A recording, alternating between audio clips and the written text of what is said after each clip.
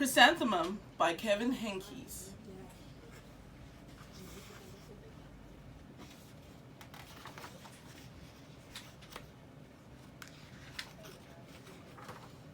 The day she was born was the happiest day in her parents' lives. She's perfect, said her mother. Absolutely, said her father. And so she was. She was absolutely perfect. Her name must be everything she is, said her mother. Her name must be absolutely perfect, said her father. And it was. Chrysanthemum. Her parents named her Chrysanthemum. Chrysanthemum grew and grew and grew, and when she was old enough to appreciate it, Chrysanthemum loved her name.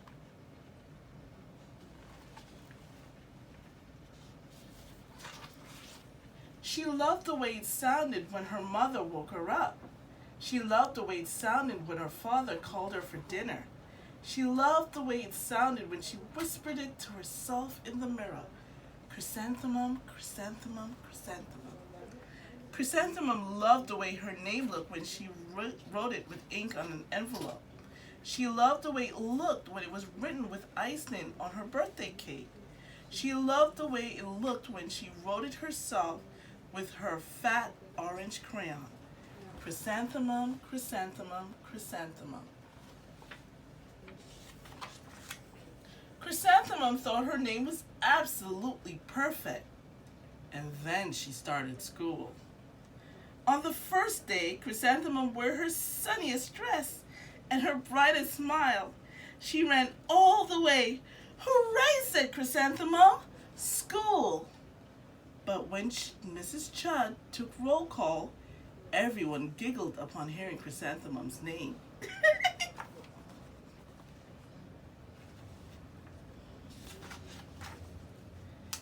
It's so long, said Joe. It scarcely fits on her name tag, said Rita, pointing. I'm named after my grandmother, said Victoria. You're named after a flower? Chrysanthemum wilted. She did not think her name was absolutely perfect. She thought it was absolutely dreadful. The rest of the day was not much better. During nap time, Victoria raised her hand and informed Mrs. Chud that Chrysanthemum's name was spelt with 13 letters. That's exactly half as many letters as there is in the entire alphabet, Victoria explained. Thank you for sharing with us, Victoria, said Mrs. Chud. Now put your head down.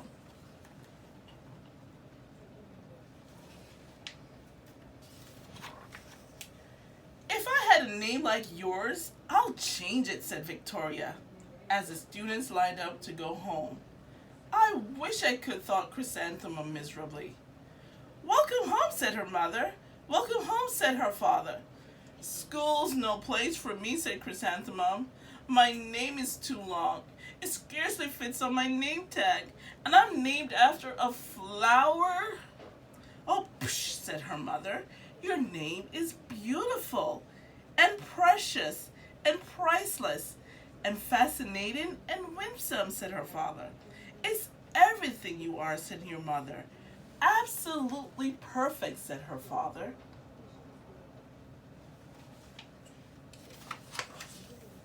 Chrysanthemum felt much better after her favorite dinner of macaroni and cheese and ketchup, and an evening filled with hugs and kisses and parcheesi.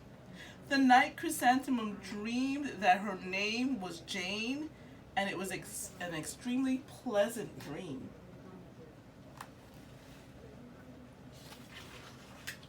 The next morning, Chrysanthemum wore her most comfortable jumper. She walked to school as slowly as she could.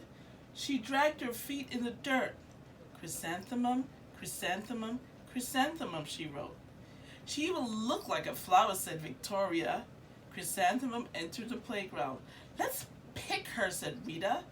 Let's smell her, said Joe. Chrysanthemum wilted. She did not think her name was absolutely perfect. She thought it was absolutely dreadful.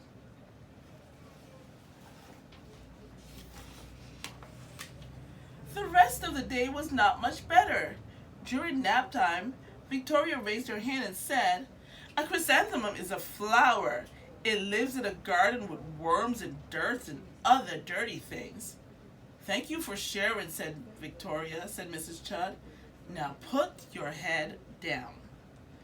"I just cannot believe your name," Victoria said as the students lined up to go home. "Neither can I," thought Chrysanthemum miserably.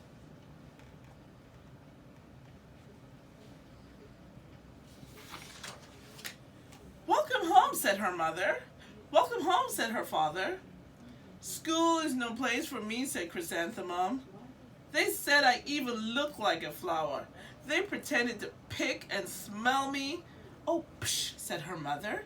"They're just jealous and envious and begrudging," said her father. "Who wouldn't be jealous of a name like yours?" said her mother. "After all, it's absolutely perfect."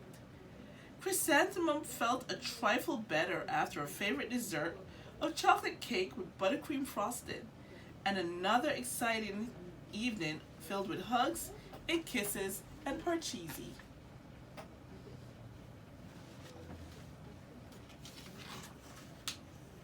That night, Chrysanthemum dreamed that she was really a chrysanthemum.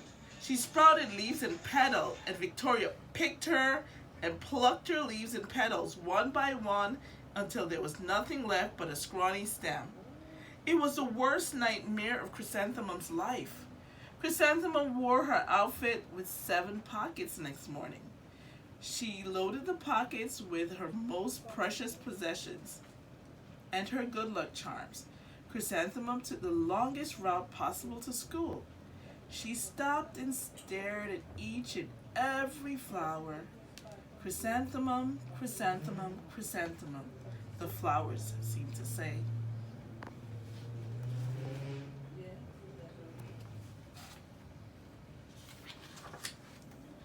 The morning the students were introduced to Mrs. Twinkle, the music teacher. Her voice was something out of a dream, as was everything else about her. The students were speechless. They thought Mrs. Twinkle was indescribable wonder. They went out of their way to make a nice impression. Mrs. Twinkle led the students in scales. She assigned them roles for the class musical. Victoria was chosen as a dainty fairy queen. Rita was chosen as a spiffy butterfly princess. Jo was chosen as the all-important pixie messenger. And Chrysanthemum was chosen as a daisy.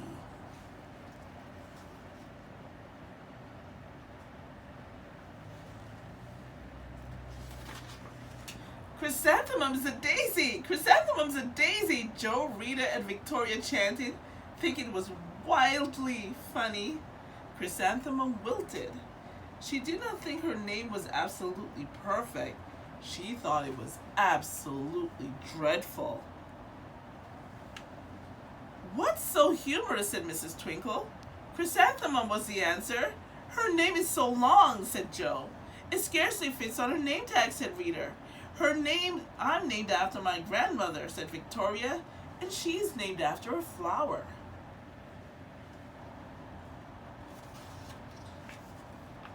"My name is long," said Mrs. Twinkle. "It is?" said Jo. "My name would scarcely fit on my name tag," said Mrs. Twinkle. "It would?" said Rita, pointing. "And," said Mrs. Twinkle, "I'm also named after a flower." "You are?" said Victoria. "Yes, my name is Delphinium Twinkle. And if my baby is a girl, I'm considering naming her Chrysanthemum. I think it's absolutely perfect." Chrysanthemum could scarcely believe her ears. She blushed, she beamed, she bloomed. "Chrysanthemum, chrysanthemum, chrysanthemum."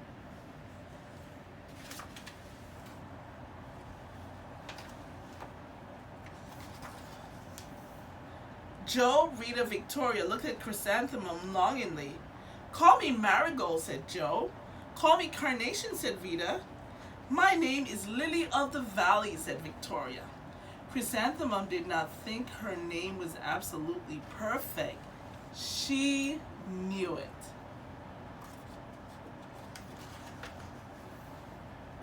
Overall, the class musical was a huge success. Chrysanthemum was absolutely perfect as a daisy. Victoria made the only mistake. She completely forgot her lines as a dainty fairy queen. Chrysanthemum thought it was wildly funny, and she giggled throughout the entire dance of the flower. Eventually, Mrs. Twinkle gave birth to a healthy baby girl, and of course, she named her Chrysanthemum. The end.